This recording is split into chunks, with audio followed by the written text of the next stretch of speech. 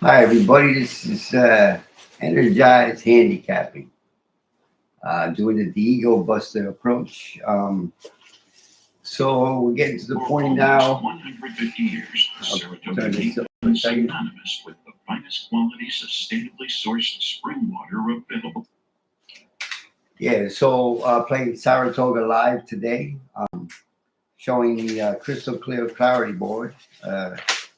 So, like in the fourth race, this was the crystal clear clarity board, and the contenders were the 1, 3, 5, 6, 4, 7, 9 were in the middle, and the two and eight. Um, and it was formful. Basically, uh, really saw no opportunity or no interest. Like I said, I don't like playing the early races, but even if I did play it, um, I wouldn't have done well. So again, bankroll preservation, passing as many races as possible versus playing as many races as you can. If you get involved in pick threes or pick fours or daily doubles or things like that, then you're stringing along and you're in. I'm not in. I'm still in the bleachers. I'm basically just waiting to see if one of these races coming up can offer value. The fifth race was pretty much the same. Um, I went with the as my the six horse as my possible and I wrote down bets with the for the being the horse that I would be interested in. And unfortunately, he didn't run, but I didn't play the race, but I went through it as if what would I do? And why the six? Mainly because again, I'm not doing anything with the racing form. I'm not doing anything with thoroughbred sheets. No horse racing data. It's all uh, the odds board. And in the doubles, the six was like the one and the two. So yet he was 36 to 1 versus 18 to 1. So I was just following the money pretty much and just seeing if I could get lucky and if I could get paid. Because now that's how I play. It's get lucky, get paid. Put that in there. As the guy Jonathan would say, clip that. So get lucky. Oh, I've been dancing. Uh, because I don't handicap anymore. I dance. I dance, baby. From the disco, I'm 70 years old, and that's what's keeping me alive. It's dancing instead of handicapping. I made a promise to myself never to open up a racing form again, never to look at thoroughbred, never to look at time form, because I did it for 40 years and it didn't make me smile enough. So now I'm basically doing things with, the odds boards. And, in this race, this was the crystal clear clarity board. The 1, 3, 4, 5, 8, they were going to be the contenders. The 6, 8 to 1, the 2, 10 to 1, the 9, 12, and the 7, 15 for race 7. But again, it's been really formful. Let me switch over and see if the odds change much for this race. You go to race 7 over in my site and see what the actual odds are. So yeah, the 1 is 3 to 1. The 2 is still 10 to 1, the same. Okay, that's okay. Race 6 is next, though. Okay, that's what I'm messing up there. What is race 6? Oh, it's made in special weight. So I'll go back to race 7 in a little while. So basically, let me just use race 7 to show you how I would do a crystal clear clarity board. Basically, you're looking at it, right? You've got 8 horses. So the 7 horse is a dismissed horse at 26 to 1. So he's on the top. He's good. The 6 horse is 16 to 1, and the 2 horse is 11 to 1. 2 horses is 11 to 1. Rest of the horses, 1, the 3, the 4, the 6, and the 8. They're the contenders. So a crystal clear clarity board basically is this for this race, saying that The 1, 3, 4, 6, 8. That's where you guys are going to be playing your pick threes, your pick fours, your pick fives. Maybe just the 3 and the 4. Maybe the 1, 3, 4, 8, and not the 6. Maybe the 1, 3, 4, 6, 8 too, but probably not the 6 and not the 7. So the 6 and the 7 become where I go. They're the ones that you guys dismiss. You see them as ugly on the racing form. So I'm not playing pick threes or pick fours, so I don't even have to win. I just want to get these 2 tickets, one of these horses on the ticket, 6 or 7. Preferably, obviously, the 7 because of the fact that he's 26 to 1. So these are dismissed horses, right? These are horses that, in your opinion, on the racing form, don't look good at all. Don't even look like they have a chance, and they probably don't to win, right? They probably don't. But what about 4th for the super? What about 3rd for the triple? But I'm only playing super, so what about 4th, 3rd, or 2nd? The likelihood for 2nd is, not that good, but 3rd, solid 3rd, solid 4th, in a short field like this, with a dollar super involving them, to be 3rd, 2nd, 3rd, or 4th. Again, the expectation isn't to win. I'm not trying to win. Like, for example, in most of these races, it's been way, way too formal. I mean, all 3 horses, all 3 form horses, all 3 of the contenders are taking 1st, 2nd, and 3rd. All you're going to do with that is wash money, and that's why not playing races is the ninja move, because what you're doing is you're just waiting. You're waiting till you get a feeling that, oh, I think this is going to happen, or somebody says something, or all of a sudden you see the mojo change.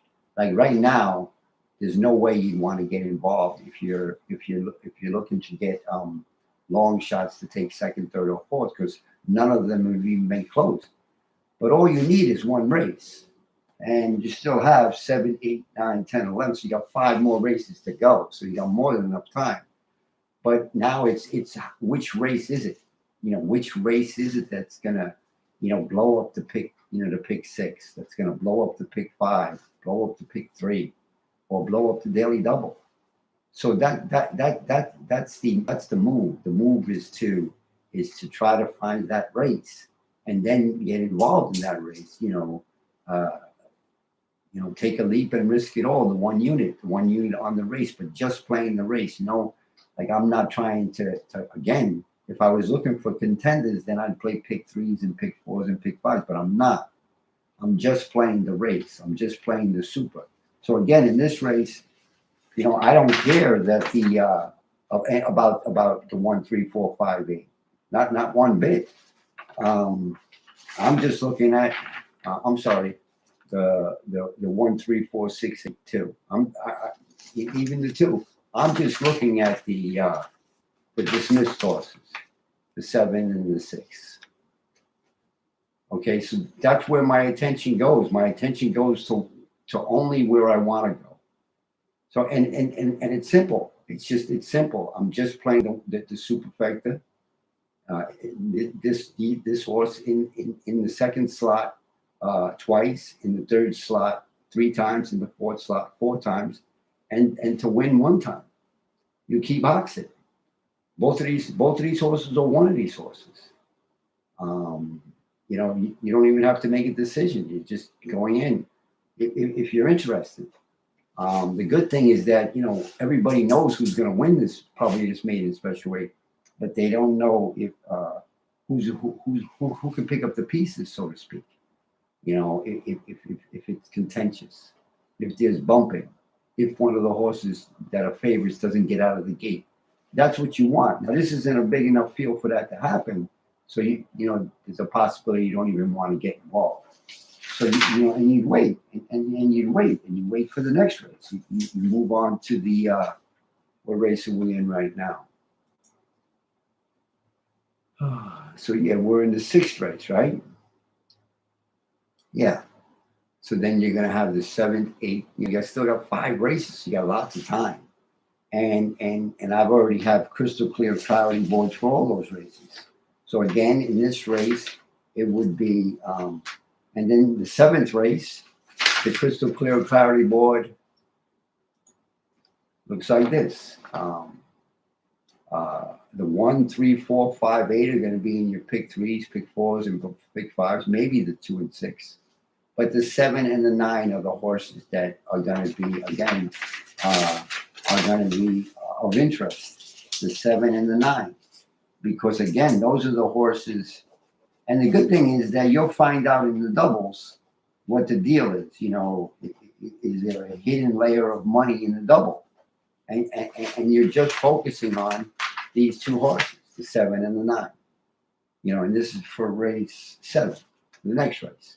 No daily doubles, no pick threes, no pick fours, no pick fives. You're just entertaining the thought of playing the superfecta. You know why else is the seventh race interesting? Because it's 5.5 furlongs on the turf. Okay, so that it's going to be with those favorites, the 1, 3, 4, 5, and 8. You're hoping that a lot of those horses are contentious and they're going to try to, especially with them all being on the inside there, 3, 4, 5. If there's if there's bumping, if there's one of them just slams the other one, and the good thing is that the 2 horses that are being dismissed are on the outside. So if something happens on the inside, that's going to be great for the 7 and the 9. And it's because it's 5.5 furlongs, you're hoping for as much chaos as possible. So what do you got? 1, 2, 3, 4, 5, 6, 7, 8, 9, and 9 horses. That's good. So you can get involved in a race like this, which is the next race at Saratoga. And then we got the 8th race. That was going to be a 12-horse field. What is it now? It's 3, 4, 5, 6, 7, 8, 9. It got down to 9. And I'll go over that. But this is how it looks from the crystal clear priority board. Basically, you got the 6, 8, and 9, which will probably be in your pick threes, your pick fours, and your pick fives. Maybe the 10, maybe the 4 and 5, depending on your story. But the dismissed horses is the 2 and the 7 in race 8.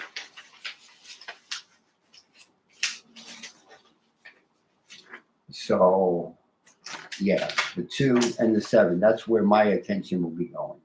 And again, not for daily doubles, pick threes, or anything that's your game. My game is in a different playground. My playground is just the race, just playing superfectas, just trying to get one of these 2 horses involved in the superfecta. All right, so that would be race 8. Race 9 is 9 horses. 1, 2, 3, 4, 5, 6. I only got 7 on there. Let me check that out. On race 9. And this is all I got to do. I don't got to handicap anything. I don't have to stress about anything. Yeah, the 3 is scratched.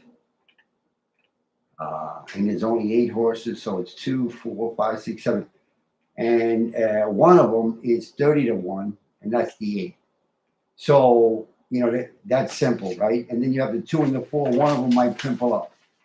So it's a short field, so you can have fun with this race here, and not spend a lot of money. You could just take a shot with that 8 horse, or you could just make a decision that you don't feel comfortable with that, and you're going to go with the 2 and the 4. But really, if because it's such a short field, I mean, what do you got? You got down here. You got the 6. Gonna probably be that's what Chief Honcho. So yeah.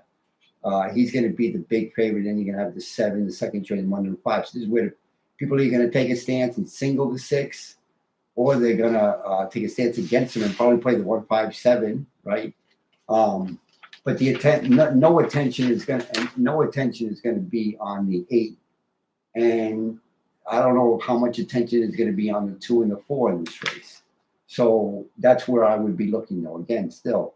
I'm not playing pick threes, pick fours. I don't have to single this. Do I want the 8 to get involved, or will the 2 and the 4 pimple up, and bust up this ticket here, 156. Can any of these three horses get involved? But why I write it down is because that's all I got to do is I got to get to and race 10 and 11.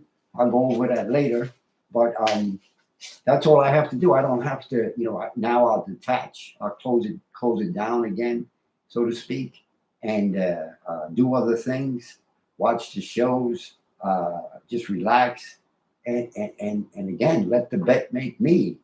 Just sit. Use my black belt in patience. Use my black belt in the art of restriction and waiting. I'm 70 years old. I can do that. Young guys, you guys can't do that. I can do that. I can wait, and then spring, then go. I'm a kung fu dude, so everything is soon, and otherwise just wait. There's really no reason to do anything. I don't have to. I don't have to prove anything to anybody. I don't have to achieve anything. My ego's gone. I know I can't win with horse racing data. I know you can't win with thoroughgraph sheets. I know, I've been doing it for 40 years. Doing this is just so much. The pleasure of it is unbelievable because there's no anxiety. You're just hoping that you get lucky, and you're just hoping you get paid. Playing the other way was just out of control. I mean, for me, I was just, baba boo boo. And unfortunately, that's not. I don't want to be that way ever again. I don't want to experience that ever again. So you got to learn all kinds of disciplines. You got to learn how to all kinds of different kung fu's. You just have to. But I always like to stop with this. If you're gonna play and you're gonna play like a maniac, you got to know this song right here.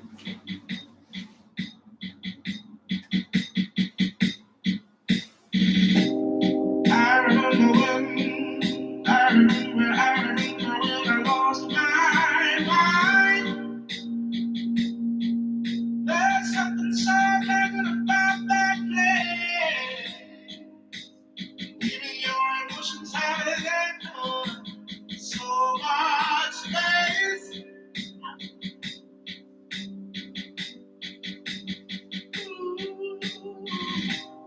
When you're out there without care, out of touch. Every day I listen to this. Horseplay. Theme song. Just knew too much. I knew too much. Way too much. Mr. Know-It-All. I was fucking crazy. 40 fucking years.